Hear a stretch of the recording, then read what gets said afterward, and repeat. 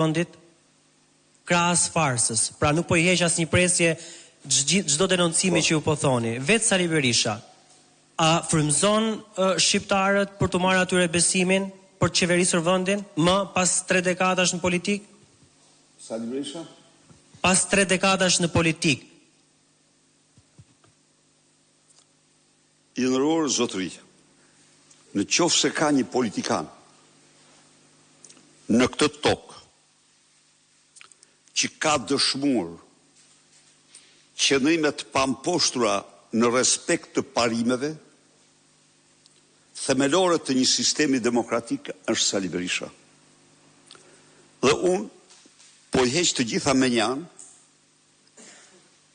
për mbylljen e diktaturës komuniste, ndërtimin e institucioneve të reja shtetit demokratik, antarësimin e Shqipërisë në NATO,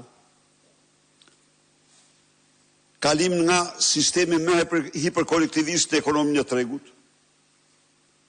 kalimi I Shqipërisë nga vendi me të ardhurat nga grupi I kombeve me të ardhurat të ulta në grupin e kombeve të ardhurat mesme të larta,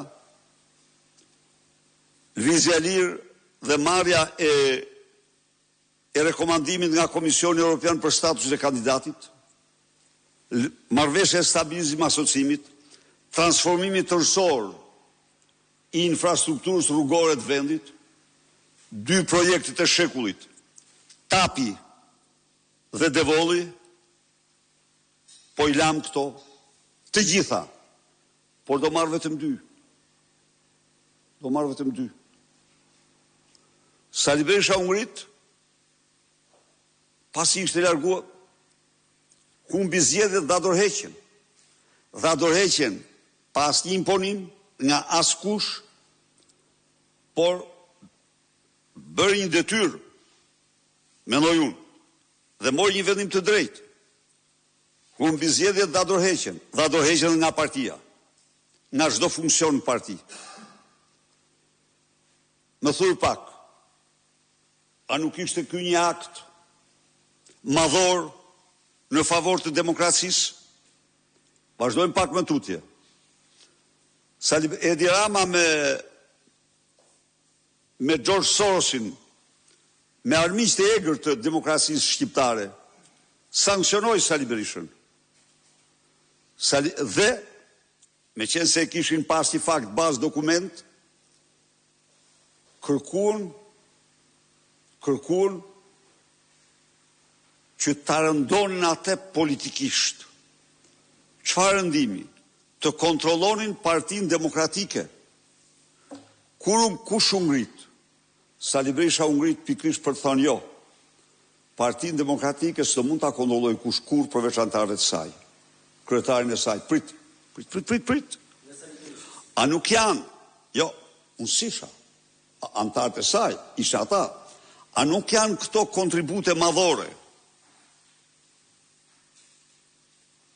të atij Sali Berisha që ishte tërhequr nga jeta politike. Prandaj, po pse se bëri dikush tjetër? Pse nuk e bëri? Jo, Fatosnane nuk u ngrit. U dha dorëheqjen e bëri këtë. Po të dytën e ka bërë më ka ataku me bë vetëm unë. Po, kjo është e vërteta. Pra, mund të kesh 30 vite, po varet nga kulmet që ke mbrapa. Këto janë kulme, zotëri.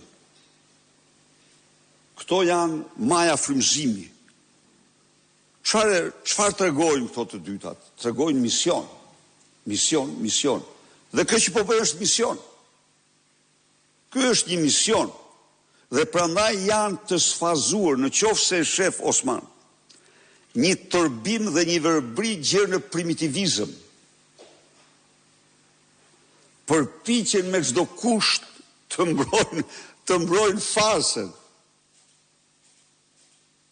Ish njerëz të lidhur me krimin politik, me krimin ordiner, njerëz që paguhen nga narkoshteti, nga borderot e tij, nga mjezit gjerëndarë përpiqen të mashtrojnë shqiptarë. Çfarë po bën Sali Berisha? Sali Berisha po i kundërvihet kësaj propagandë në mënyrë të përditshme për të mbrojtur të vërtetat para shqiptarëve dhe komunitetit ndërkombëtar. Tani më thuaj ti mua, tash ta them ty. Nuk ka mosh kur mbrojtja e të vërtetës. Njeriu i qytetëruar, njeriu i civilizuar, të vërtetën do ta mbrojë gjerë orën e fundit të jetës tij.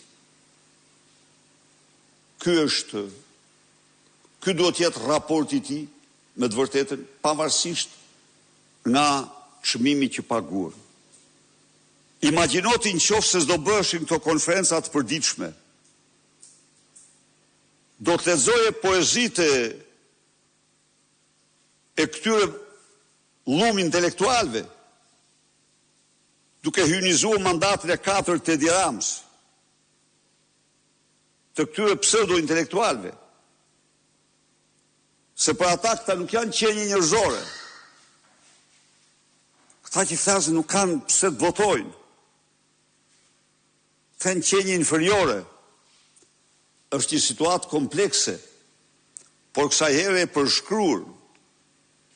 Nuk po qenoj kotun kundër, sepse është raporti i komunitetit ndërkombëtar që i kushton 5 faqe fushates dizinformuese të mediave, kontrolli qeveritar të mediave.